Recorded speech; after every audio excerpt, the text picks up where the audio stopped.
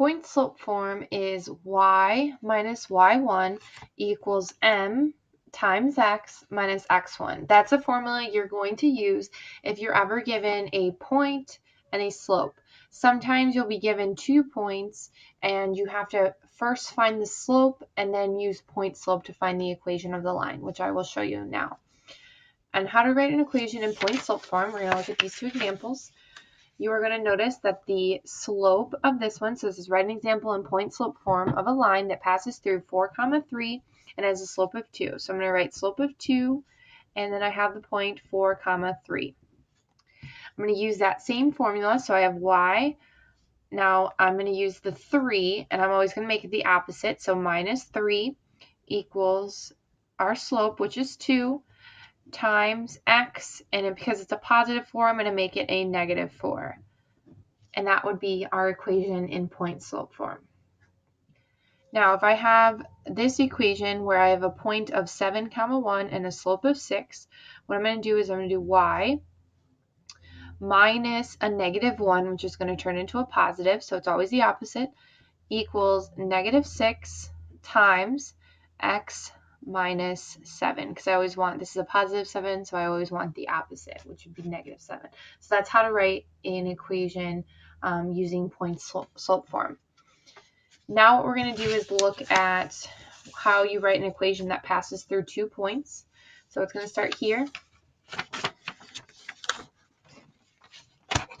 So when we write an equation of the line that passes through these 2 points, you're going to use the first point to write the equation. Now, it doesn't really matter which point you use in this question.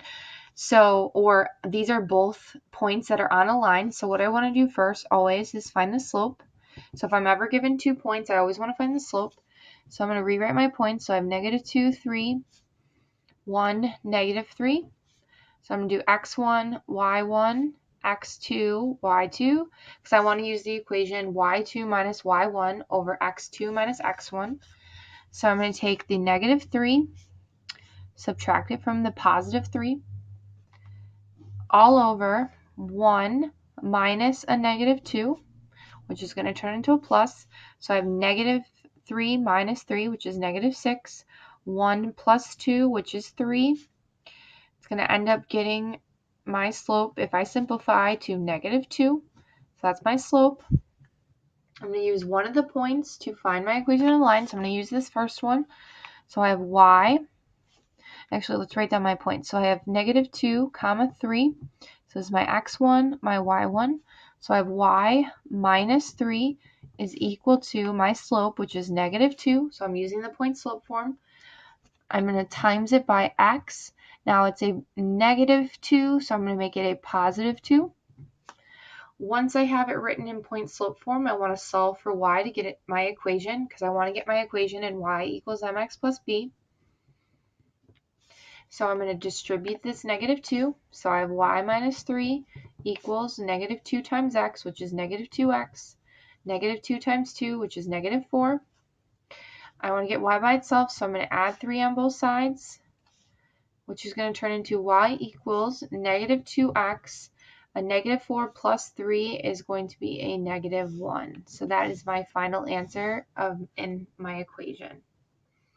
I'm going to do one more example. So I want to I want to write an equation of the line. Every time you see that, it's going to be y equals mx plus b. So I have my slope that I'm trying to find. So negative 5, 4, and negative 1, 2. So I'm going to label them x1, y1, x2, y2.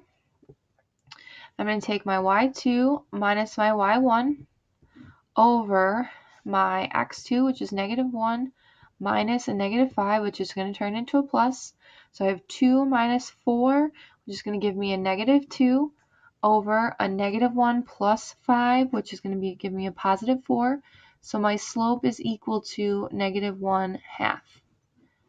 Now I'm going to take this point. I'm going to try it just to show you that it doesn't matter. Both of these points are on the line.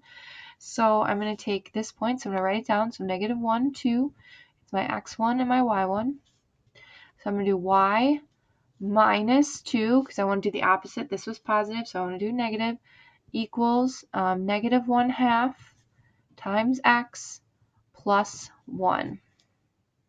I'm going to distribute that negative half because I want to get y by itself. So I have y minus 2 equals negative 1/2 x.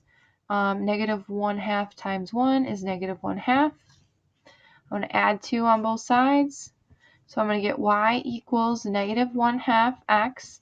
Now, negative 1/2 plus 2 is actually 1.5, but you want to keep it as an improper fraction. So I'm going to do plus 3/2. And that's going to be my final answer.